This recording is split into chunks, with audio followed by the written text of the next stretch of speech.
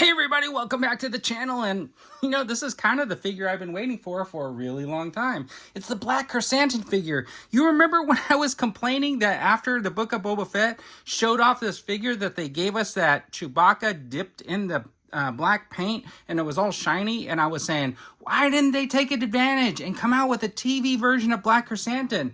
And here we are. I think it's like 2 years later. So you got this killer box that doesn't really have the window on it yet. And that's right, you saw him back there. I got him out of the box. Now the thing is, we're going to take a closer look at this Black Krrsantan because it's a deluxe. Now look at that guy.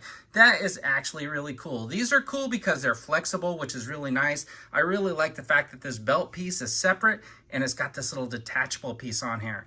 He's got his braids on the back as well. He's got this little peg right there to hold his rifle. And his rifle is really cool. It's got the little scopes on top. Reminds me a little bit of Chewbacca's blaster. But let's concentrate on the Black Krrsantan. Now he looks really cool, and he's got his little spikes. Let's see. He's got his spikes on his hands. And if you look at the inside of the hand, you can see where he's holding on to them. That looks really cool. Let's take a closer look at that paint sculpt. Now, it does look cool. I'm looking for the scar. There's not really kind of a scar, I guess. But I think they did a fairly decent job on this sculpt overall. So I have a couple of complaints, but check this out. Why does Chewbacca tower over Black Krrsantan? Black Krrsantan I thought was supposed to be huge, but look at that. He doesn't just tower over him. That's a good inch. This guy is a shrimp compared to Chewbacca. And when I look at him next to him, I'm like thinking, is that a vintage collection figure?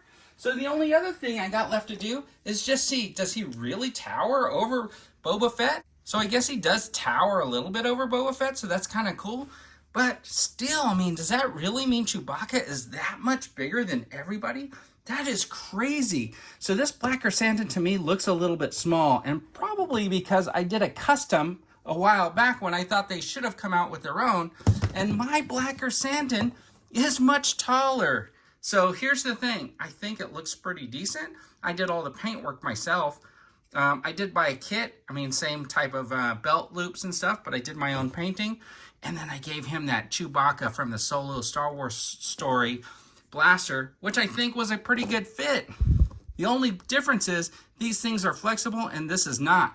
And I'm thinking about maybe doing a head swap on my guy because he's just so much bigger. Anyways, tell me what you guys think in the comments. Do you think this Black Krrsantan, even though he's got his decorative little tail piece right here, doesn't have really that much flexibility here in the head, but he does get 90 degrees on the arm. This does hold back his motion going up. And then he's got about 90 in the leg, and his foot has some movement.